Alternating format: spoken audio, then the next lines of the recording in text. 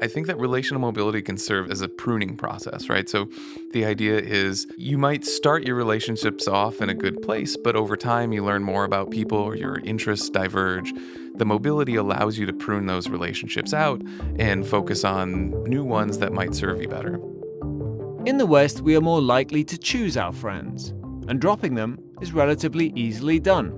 In other cultures, people tend to stick with the same social network for their whole lives. But does the ability to choose and to drop your friends make you happier? Welcome to the Chicago Booth Review podcast, where we bring you groundbreaking academic research in a clear and straightforward way.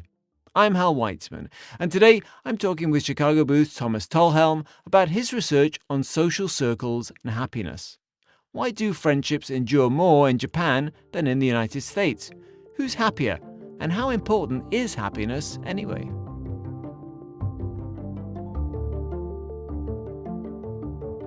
Thomas Talhelm, welcome back to the Chicago Booth Review podcast. Yeah, thanks for having me. We wanted to have you back to talk about relational mobility and how it affects happiness. What is relational mobility? Yeah, relational mobility is this sort of new idea in the last 10 or so years from cultural psychology. The basic idea is that cultures differ in how mobile and flexible their relationships are. So cultures like the United States, relationships tend to be pretty flexible. People tend to have a lot of opportunities to meet people, and they feel like they have choice in their relationships. I can choose who I hang out with. If I don't like people, I can leave them, right? Cultures like Japan is sort of the prototypical low relational mobility culture. People feel more often stuck in their relationships. Like, even if I don't like these people, even if it's not making me happy, I don't know. That's you just don't leave, right? And people also don't feel like they have a lot of opportunities to meet new people. They feel like even if I were to leave these people that I don't like, what would I do? It's not like there's a whole bunch of other people, lining up outside the door or like speed dating events or what have you. So that's the basic idea of relational mobility. So in cultures with low or countries with low relational mobility, do people tend to continue to be in relationships with the people they went to school with or they grew up with? That's exactly right. I feel like as an American, it can be difficult to understand the idea that relationships would not be based on choice, right? If it's not based on choice, then what is it based on? And I often say it's context, right? I think about the kids that I taught in high school in Guangzhou in China. This kid would be assigned to sit next to this other kid, and they'd sit in the same desk for a whole day, Monday through Friday, for a whole year, and perhaps even the next year. And those kids, so they didn't choose each other. They don't have the same personality. They don't have the same preferences. But how do you not build a relationship over time when you've literally sat next to the same person all day, every day for at least an entire year, right? That's a context, right? That's the context choosing who we become friends with. Okay, but then you're saying that it's not just they're stuck together in school, they tend to spend their whole lives in the same network. Yeah, so those relationships are much more stable over time, whether we're talking about romantic relationships or whether we're talking about, friendships, sort of colleague relationships.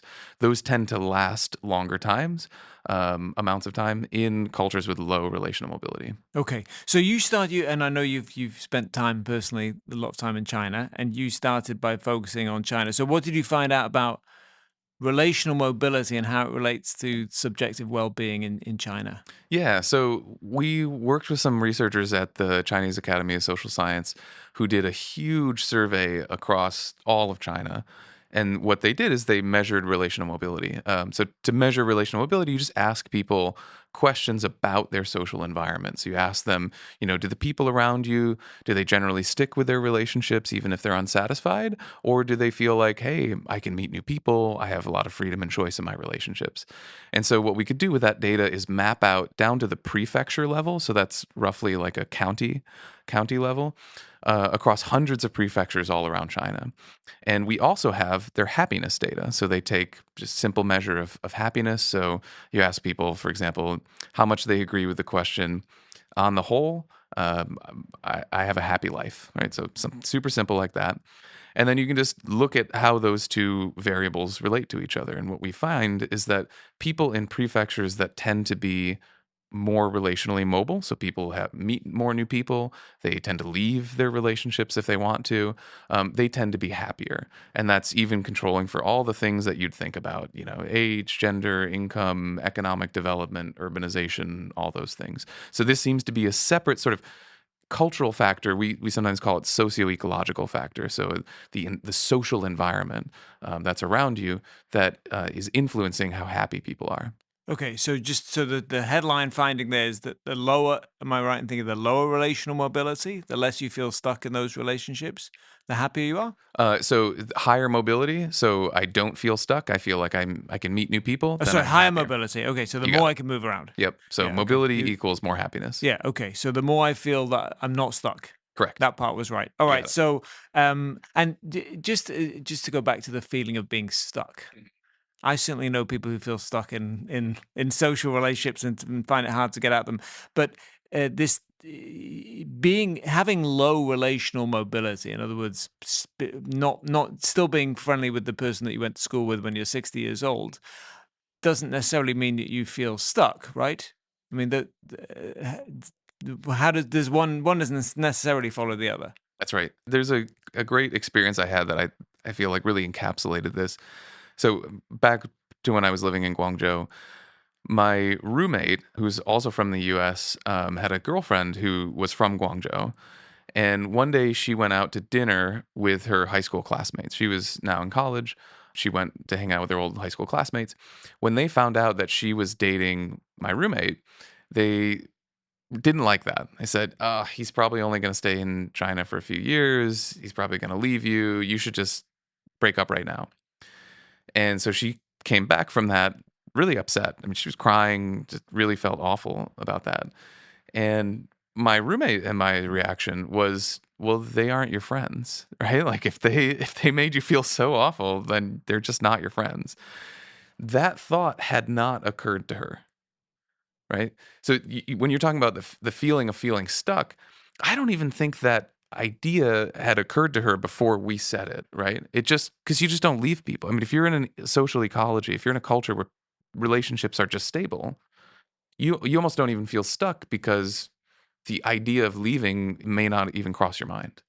Right, exactly. I mean, it's like being with family. They That's right. drive you crazy, but what are you going to do about it? That's exactly it. Yeah. Yeah. So I'm just wondering that the sense of being stuck is almost like something that people, those of us who are in high Yeah. relationship mobility culture, think about Yeah. and impose onto other people. Oh, you're stuck, Uh-huh. but they might not think about that. And similarly, it makes me think that if you heard about two people who are 60 who've known each other since they were 3 years old, you say, oh, what a wonderful, what a Mhm. rich relationship that Uh-huh. you have. We value that. We That's do. right. We at least we pretend that we value that. Okay, so you started in China, and then you scaled this up, and you looked at 34 global cultures. So what's the big global picture that you found? Yeah, so we replicate the same thing we find in China. So around the world, cultures that tend to report more relational mobility also tend to be happier.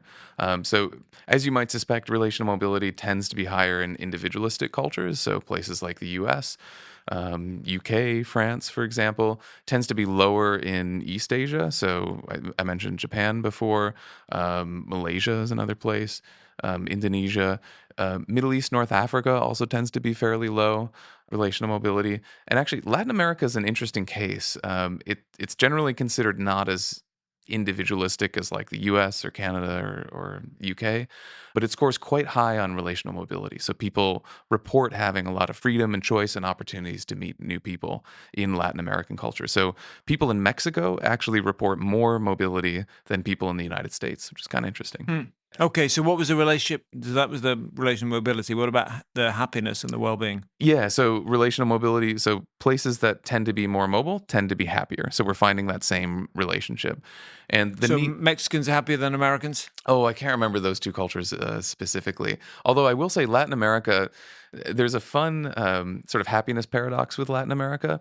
If you plot out GDP and happiness for countries around the world, there's a line, right? And wealthier countries tend to be happier.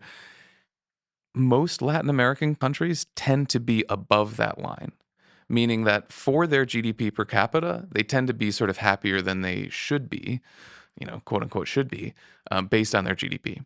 So if you compare Latin American cultures to other cultures that have similar amounts of economic development, the Latin American cultures tend to be happier, right?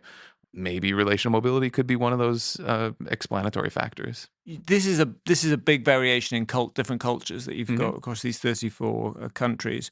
How do you control for all the variations that you're Yeah. finding between those countries? So that's the value of the China data. I think one thing that's really nice is that, when we were comparing counties or prefectures in China to each other, you get rid of a lot of the other sort of extraneous alternative explanations, religious history, economic institutions, right, political situations. One thing people often worry about with measuring happiness around the world is things like response style, right?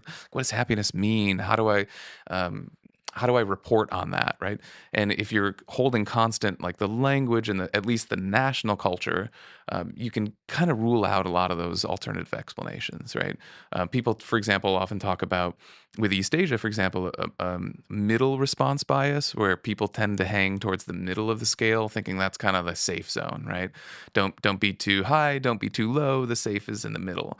Well, if people are doing that on happiness, maybe we're underestimating their happiness because they're sort of stuck in the middle. But if we're only comparing nearby counties in China, that would be hard to explain that sort of difference. And so it suggests, yeah, I think relational mobility really is playing a role here. Okay, and then just one other question about relational mobility. When you listed those countries, it makes me think that family ties tend to be very strong in many of maybe Latin America is the counter case, but in many of those cultures that you mentioned, the family is extended family is more of a tie than it is in advanced Western country like the UK or the US. So, what's the relationship between family, extended family, and relational mobility? That's a really good question. Like on a sort of cultural level, you're right. Those tend to go in the same direction. So cultures where people tend to say that family ties are really important, then relational mobility tends to be lower. There's an interesting question there. I mean, so when we measure relational mobility, we don't ask about the family per se. So none of the items mention leaving your parents, for example, or like abandoning your children or anything like that. Or maybe a more realistic thing might be to like not contact your cousin or something Right. like that. That might be a huge cultural difference. Um, we don't ask about family, but it's entirely possible that people are using sort of the family as a metaphor, right? Like, obviously, family relationships are really central, and perhaps the way that the family is structured might also sort of bleed out into friend relationships, coworker relationships, how you relate. Do you see your boss as sort of like a parent figure? I feel like when I've worked in China as a researcher, I think the professor graduate student relationship is a little bit more like a parent child relationship than it is in the United States. So it's possible that the family as a metaphor is stronger in some cultures. Like the extent to which the family spreads out and is used as a metaphor for other relationships, maybe that's a cultural You just think difference. because family is sort of an obligation, like we said Hmm. earlier, Yeah, and so friendships can also be an obligation. right. Yeah. So do people see friends as obligations, but also like a rock that holds over time, or do they see them as like a free market?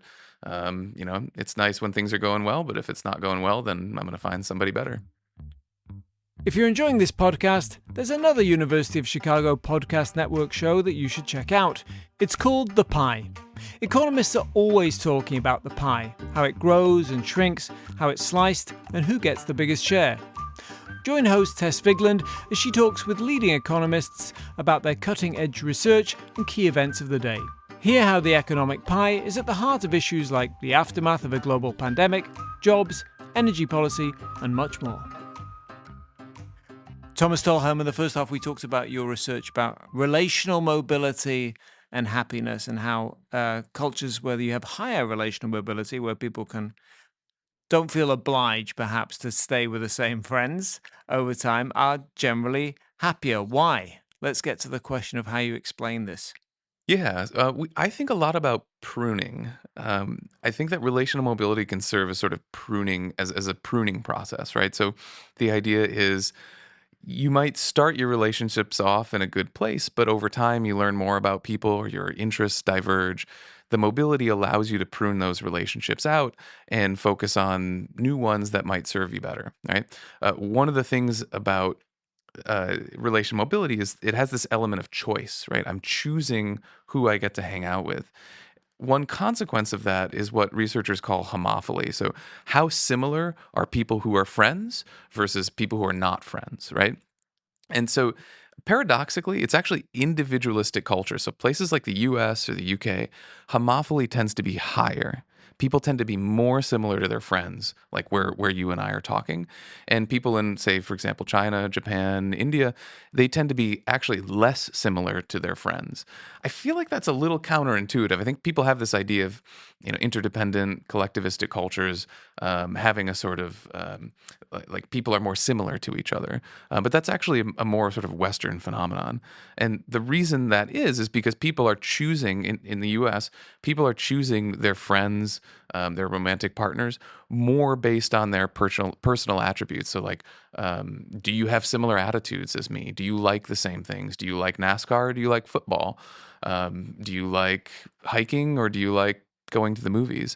Those choices are actually driving more of our friendships in the United States than they are in, say, China or Japan. And so what you get is more similarity in friendships. And that can make people happier, right? I mean, being around people that do like the same things as you or hold the same attitudes as you can make people happier. Okay, but talking again about happiness, again, I'm coming back to this cultural question about, and I think you and I have talked about this in a previous podcast, happiness, whether happiness is, we think it's so important, that it's the be all and end all, and maybe it ain't, Yeah. maybe we think this research is significant because happiness, therefore everyone else should care about happiness, but actually maybe they care about other stuff more. So they're answering the questions in the research, Uh huh. but really that's not what's top of mind for them. What do you think? Yeah, I think that's 100% right. We need to think about the questions that aren't being asked, right? Um, One clue you can get into this is by looking at the things that might cause cultures to be low in relational mobility in the first place. And so, some of the things that I've looked at in my research, one is rice farming, which we've probably talked about before. Cultures that have a history of rice farming tend to be lower in relational mobility. The idea there is that rice farming required more working together, and relationships were serving the purpose of putting food on the table, not of making me feel good, right? Another thing that we found in our research in the past is that cultures that faced more threats, so things like natural disasters, things like warfare, things like starvation, those places also tend to have lower relational mobility. And you can see in that sort of a context why you might want to preserve relationships over a longer period of time.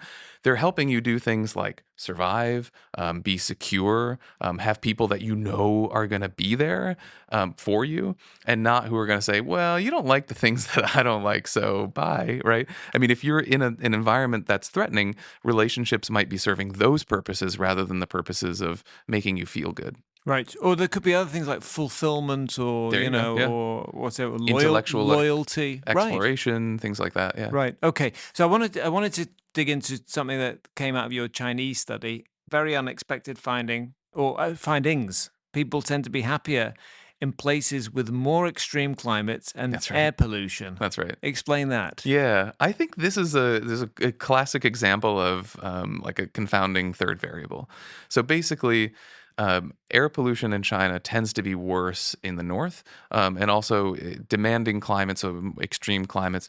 That's also kind of a northern thing in China. They get the colder winters, but their summers are also quite hot.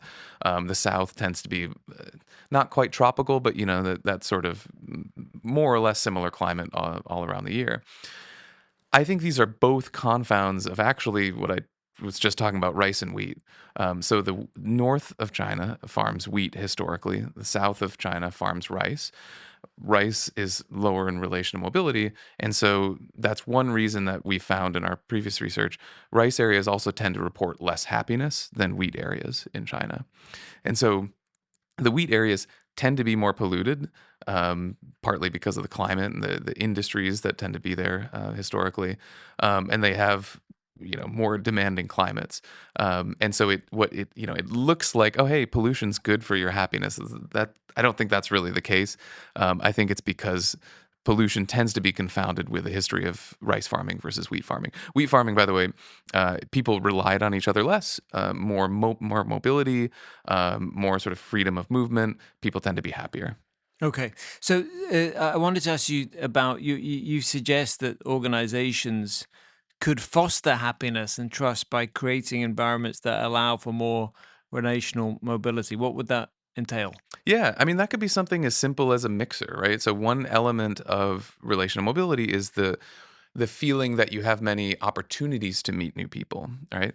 And so even having like a monthly mixer, having something like, I'm thinking back to when I was in the dorms as a college student, they had us every once in a while say, okay, everybody from the third floor go up to the fourth floor and just, knock on doors and say hi to people.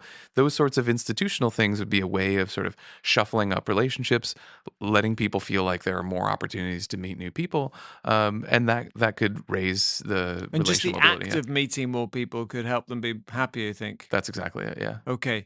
I mean, should organizations care, given what we said, if you organize an international organization, how should you think about happiness? I mean, is happiness important? Well, I It's mean, obviously important to people yeah, in Western cultures. that's right. But if you're a global organization, how important is prioritizing happiness? Yeah, I mean, I remember I was inspired by some of the work of my colleague Nick Epley. He has an intervention where he asks people to write gratitude letters. So I write a letter saying, here's all these things that I appreciate about you. And I actually run a social enterprise, a company in China called Smart Air. We manufacture low-cost air purifiers. We teach people about air pollution. And I was in the office in Beijing, and I was inspired by Nick's intervention. And so I put a little gratitude box and put little letters out, and you can put the gratitude letters in that box. And then I came back to the U.S. And then I went back 6 months later, and not a single person had used that box. And I thought, I still believe in this intervention on some level, but I just think it's a bit too much of an ask. I think what I'm asking people to do is too weird of an intervention. So actually, Nick and I are currently Too weird, you mean too odd, not too weird as in Western. Either way, you want to take that, right? Very Western idea that you'd write I don't want to say stranger, but not a super close person a letter, and sort of secretly put it in this box for them. It's a little too direct. Nick and I are actually running a study now where we're replicating some of his studies about where you randomly assign people to talk to strangers in China. So we're seeing whether there are cultural differences in how much. And that found that people are happier when they Yeah. strike up conversations with new people. And people underestimate it. People think like, it's not going to be that fun to talk to the stranger, and then they come out going like, that was great, right? And so we're replicating this in China, just taking a bunch of people in China and saying, does it work in China as well? So we're exploring that. Yeah. Okay, excellent. Well, we'll have to be back to talk about that research. But for the moment, Thomas Talhelm, thank you so much for coming on the Chicago Booth Review podcast. Yeah, happy to do it. That's it for this episode of the Chicago Booth Review podcast, part of the University of Chicago Podcast Network. For more research, analysis, and insights, visit our website at chicagobooth.edu/review. When you're there, sign up for our weekly newsletter so you never miss the latest in business-focused academic research. This episode was produced by Josh Stunkel. If you enjoyed it, please subscribe and please do leave us a 5-star review. Until next time, I'm Hal Weitzman. Thanks for listening.